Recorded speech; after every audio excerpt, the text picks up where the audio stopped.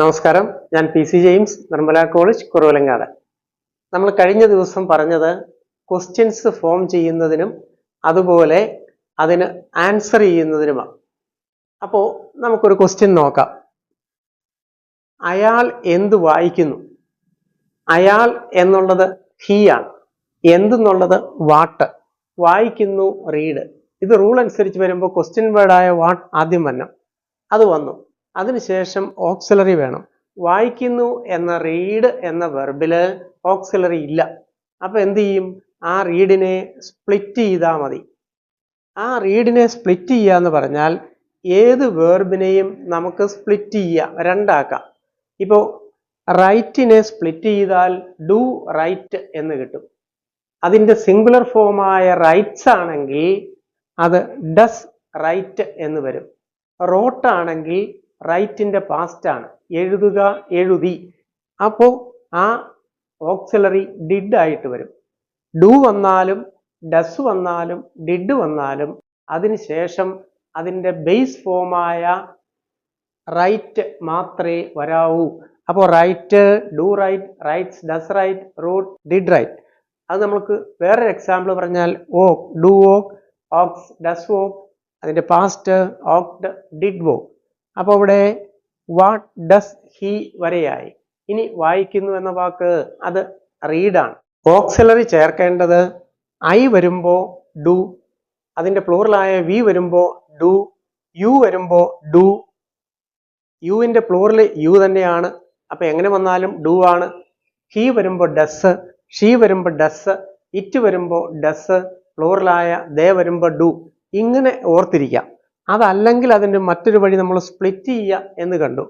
Right അല്ലെങ്കിൽ read എന്ന് പറയുന്ന റീഡിനെ സ്പ്ലിറ്റ് ചെയ്യുമ്പോൾ ഡു റീഡ്.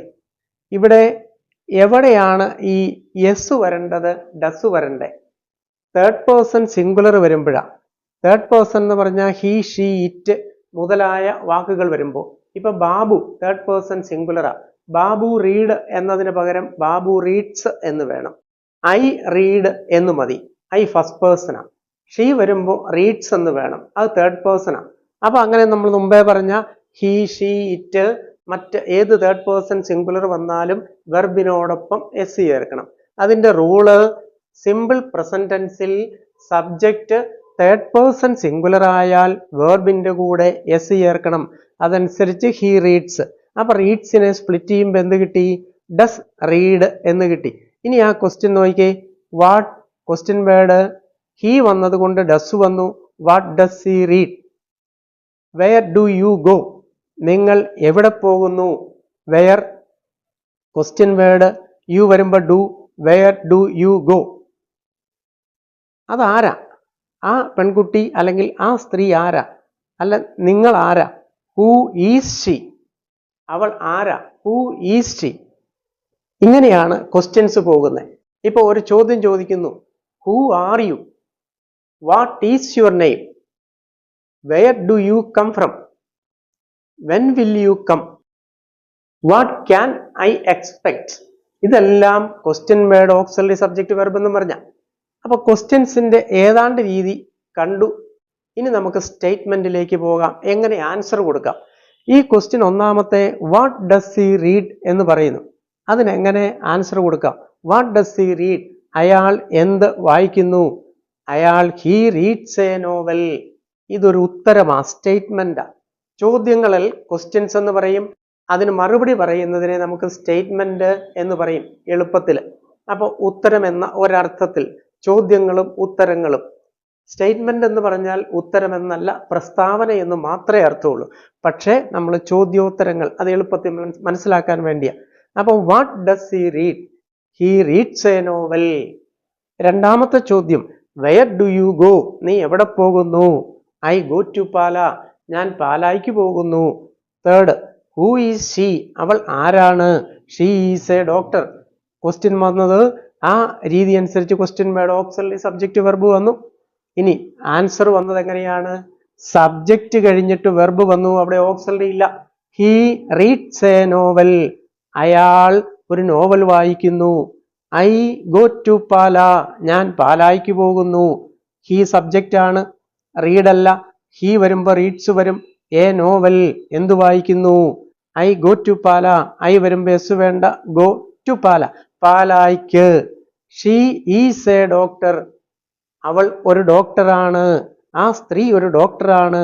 ഷീ വന്നപ്പോ ഈസ് എ ഡോക്ടർ. ഈ രണ്ടെണ്ണം പ്രവർത്തികളാണ്. മൂന്നാമത്തത് ഒരവസ്ഥയാണ്. ഒരാളെ കുറിച്ച് പറയുന്നു, ഒരവസ്ഥയെ കുറിച്ച് പറയുന്നു. ഇന്ന് തിങ്കളാഴ്ചയാണ് എന്ന് പറഞ്ഞാൽ അതൊരു സാഹചര്യത്തെ കാണിക്കുന്ന ഒരവസ്ഥയാണ്. ഞാൻ ഒരു ടീച്ചറാണെന്ന് പറഞ്ഞാൽ അതൊരവസ്ഥയാണ്. നിങ്ങൾ എന്ത് എടുക്കുന്നു എന്ന് ചോദിച്ചാൽ അതൊരു പ്രവൃത്തിയാണ്. നിങ്ങൾ എന്തെടുക്കുന്നു ഒരു പ്രവൃത്തിയെ കാണിക്കുന്നു. അദ്ദേഹം എൻ്റെ കസിനാണ് എന്ന് പറഞ്ഞാൽ അത് ഒരവസ്ഥയെ കാണിക്കുന്നു. ഇത് ഒരു പെൻ ആണെന്ന് പറഞ്ഞാൽ ഒരവസ്ഥയെ കാണിക്കുന്നു. ഞാൻ ഇതെടുക്കുന്നു എന്ന് പറഞ്ഞാൽ ഒരു പ്രവൃത്തിയെ കാണിക്കുന്നു. ഞാൻ പോകുന്നു എന്ന് പറഞ്ഞാൽ ഒരു പ്രവൃത്തിയെ കാണിക്കുന്നു. അയാൾ എൻ്റെ കസിനാണ് എന്ന് പറഞ്ഞാൽ അത് ഒരവസ്ഥയെ കാണിക്കുന്നു. അതുകൊണ്ട് പ്രവൃത്തി വരുമ്പോഴാണ് ഡു, ഡസ്, ഡിഡ് ചേർക്കുക. ഇത് പ്രവൃത്തിയല്ല, അവസ്ഥയായതുകൊണ്ടാണ് ഈസ് ചേർന്നത്. ഇനി ആ സ്ത്രീ ഒരു ഡോക്ടർ ആയിരുന്നു എന്നാണെങ്കിൽ ഈസിന് പകരം വാസു വരും. അത് നമ്മൾ അല്പം കഴിഞ്ഞ് നോക്കാം. ഇതുവരെയുള്ളത് ഒന്നുകൂടെ നോക്കിക്കഴിഞ്ഞാൽ ക്വസ്റ്റ്യനും സ്റ്റേറ്റ്മെന്റുമാണ്, ചോദ്യ ഉത്തരങ്ങളാണ്. സ്പ്ലിറ്റ് ചെയ്യാൻ കണ്ടു. ഏത് വെർബിനെയും റൈറ്റ്, ഡു റൈറ്റ് കണ്ടു. കം ആണെങ്കിൽ ഡു കം വരും. കംസ് വരുമ്പോൾ ഡസ് കം വരും. അതിന്റെ പാസ്റ്റായ കെയിം വരുമ്പോൾ ഡിഡ് കം വരും. ഡിഡിന് ശേഷം ആദ്യത്തെ ഫോമായ കം വരും. ജമ്പ്, ഡു ജമ്പ് വരും. ജംസ്, ഡസ് ജമ്പ് വരും. ജംഡ്, ഡിഡ് ജമ്പ് വരും. ഇനി ഇത്രയും കണ്ടു ക്വസ്റ്റ്യനും ആൻസറും. ഇനി നമുക്ക് ഒരു കാര്യം കൂടെ നോക്കിയാൽ ക്വസ്റ്റ്യൻ ഫോർമേഷൻ പൂർണ്ണമാകും. അത് question word, auxiliary, subject, verb. ഇതുവരെ നമ്മൾ ക്വസ്റ്റ്യൻ കണ്ടു. ഇനി സ്റ്റേറ്റ്മെന്റിലേക്ക് പോകാം. സ്റ്റേറ്റ്മെന്റ് എന്ന് പറയുന്നത് പ്രസ്താവനകളാണ്, ഉത്തരങ്ങളാണെന്ന് പറഞ്ഞു. അവിടെ സബ്ജക്റ്റ്, വെർബ്, ഓബ്ജക്റ്റ് ആണ്. ഒന്നുകൂടെ പറയാം, സബ്ജക്റ്റ്, വെർബ്, ഓബ്ജക്റ്റ്. അപ്പോൾ ഓബ്ജക്റ്റ് എന്താന്ന് കാണണം. അതിനപ്പുറം ക്വസ്റ്റ്യൻ ആൻസേഴ്സ് ഒന്നുകൂടെ എക്സ്പ്ലെയിൻ ചെയ്തിട്ടാകാം. What does he read? ആ ചോദ്യത്തിന്റെ ഉത്തരം ഹി റീഡ്സ് എ നോവൽ. അയാൾ എന്ത് വായിക്കുന്നു? അയാൾ ഒരു നോവൽ വായിക്കുന്നു. What does he read? Second, where do you go? നിങ്ങൾ എവിടെ പോകുന്നു? I go to Pala. Who is she? She is a doctor. ഇവിടെ വാട്ട് ഡസ് ഹി റീഡിന് ഹി റീഡ്സ് എ നോവൽ. എന്ത് വായിക്കുന്നു? നോവൽ വായിക്കുന്നു. അപ്പൊ ഇവിടെ സബ്ജക്റ്റും വെർബും കഴിഞ്ഞ് എ നോവൽ എന്താണ് എന്നുള്ള ഒരു ആൻസർ അവിടെ കിടപ്പുണ്ട്. ഇങ്ങനെ വരുന്നത് ഓബ്ജക്റ്റ് എന്ന് പറയും. ഓബ്ജക്റ്റ് എന്ന് പറഞ്ഞാൽ സബ്ജക്റ്റ് ചെയ്യുന്ന പ്രവൃത്തിയുടെ, വെർബിന്റെ ഫലം ആര് അനുഭവിക്കുന്നുവോ, എന്തിലേക്ക് ചെന്നെത്തുന്നുവോ അതാണ് ഓബ്ജക്റ്റ്. ഇത് കണ്ടുപിടിക്കാൻ എളുപ്പം വേർബിന് ശേഷം വാട്ട് അല്ലെങ്കിൽ ഹും എന്ന് ചേർക്കുന്നതാണ്. ഇവിടെ ഈ ക്വസ്റ്റിനകത്ത് എ നോവൽ എന്ന് വന്ന ആ ആൻസറിന്റെ question what does he read? എന്തു വായിക്കുന്നു? He reads a novel. അപ്പോ what does he read? Read എന്ന വെർബിന് ശേഷം വാട്ട് എന്ന് ചേർത്തേ. Read what? എന്താ വായിക്കുന്നേ? A novel. എ നോവൽ എന്നുള്ളത് ഓബ്ജക്റ്റ് ആണ്. ഓബ്ജക്റ്റ് കണ്ടുപിടിക്കുന്നതിന് എന്താ ചെയ്യുക? വെർബിന് ശേഷം വാട്ട് അല്ലേ ഹും. I write a letter. I write what? എന്താ? A letter. We saw Rama. We saw hmm. ആരെ കണ്ടു? രാമനെ കണ്ടു. അപ്പോ ഇങ്ങനെ വരുമ്പോൾ ഓബ്ജക്റ്റ് കണ്ടുപിടിക്കാൻ പറ്റും. ഇനി നമുക്ക്, ഞാൻ ആദ്യം പറഞ്ഞു ഗ്രാമറിന്റെ അധികം തള്ളലില്ലാതെ എന്ന് പറഞ്ഞു. ഇനി നമുക്ക് അത്യാവശ്യം വേണ്ട കാര്യങ്ങളെല്ലാമായി. ഇത് വെച്ച് മുന്നോട്ട് പോകാം. ഇതുവരെ ക്വസ്റ്റ്യനും സ്റ്റേറ്റ്മെന്റ് അല്ലെങ്കിൽ ആൻസറും കണ്ടു. ഇനി നമുക്കൊരു കാര്യം ഉവ്വ്, ഉണ്ട് എന്നൊക്കെ പറയേണ്ടി വരും. ഇല്ല, അല്ല എന്നൊക്കെ പറയേണ്ടി വരും. ഒരു കാര്യം അക്സെപ്റ്റ് ചെയ്യുന്നത് പോസിറ്റീവ് സെന്റൻസാ. ഒരു കാര്യം നിഷേധിക്കുന്നത് നെഗറ്റീവ് സെന്റൻസാ. പോസിറ്റീവിനെ നെഗറ്റീവ് ആക്കണമെങ്കിൽ ഓക്സിലറി വെർബിന്റെ കൂടെ നോട്ട് ചേർത്താൽ മതി. ഹി കംസ് ഹിയർ അല്ലെങ്കിൽ ഷീ കംസ് ഹിയർ, അതൊരു പോസിറ്റീവാ. ഷീ കംസ് ഹിയർ, അവൾ ഇവിടെ വരുന്നു. അതിനെ നിഷേധിക്കുക, അവൾ ഇവിടെ വരുന്നില്ല. അതെങ്ങനെ ചെയ്യാൻ പറ്റും? ഇവിടെ ഓക്സിലറി ഉണ്ടായിരുന്നെങ്കിൽ അതിൻ്റെ കൂടെ നോട്ട് ചേർത്താൽ നെഗറ്റീവ് ആവും. ഇവിടെ ഓക്സിലറി ഇല്ല. അപ്പൊ ഈ കംസിനെ സ്പ്ലിറ്റ് ചെയ്യണം. കംസിനെ സ്പ്ലിറ്റ് ചെയ്യുമ്പോൾ ഡസ് കം എന്ന് വരും. അപ്പൊ ആ ഡസ് എവിടെ വരും? ആ ഡസിന്റെ കൂടെ നോട്ട് ചേർത്ത് he does not come here. ഒന്നുകൂടെ പറയാം, he comes here, he does not come here. I wrote a story. ആ റോട്ടിനെ സ്പ്ലിറ്റ് ചെയ്താൽ I did not write a story എന്ന് വരും. നമ്മുടെ എക്സാമ്പിൾ 2 നോക്കുക. He wrote a story. ഹി റോട്ടിനെ സ്പ്ലിറ്റ് ചെയ്തു. He did not write a story. ഇവിടെ എന്തിനാ സ്പ്ലിറ്റ് ചെയ്ത്? ഒരു രസത്തിനല്ല, മറിച്ച് ഓക്സിലറിയുടെ കൂടെയാണ് നോട്ട് ചേർക്കണ്ടേ. അപ്പൊ ഇവിടെ ഓക്സിലറി ഇല്ലാത്തത് കൊണ്ട് നമ്മളൊരു ഓക്സിലറിയെ ഇൻവൈറ്റ് ചെയ്തു. അതെങ്ങനെയാണ്? തന്നിരിക്കുന്ന വേർബിനെ സ്പ്ലിറ്റ് ചെയ്യുമ്പോൾ ഓക്സിലറി തന്നെ വന്നോളും.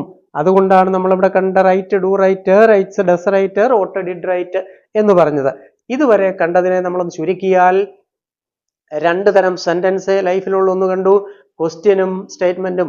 ക്വസ്റ്റ്യൻ ആണെങ്കിൽ question word auxiliary subject verb, ഇനി സ്റ്റേറ്റ്മെന്റ് ആണെങ്കിൽ സബ്ജക്റ്റ് വെർബ് ഓബ്ജക്റ്റ്.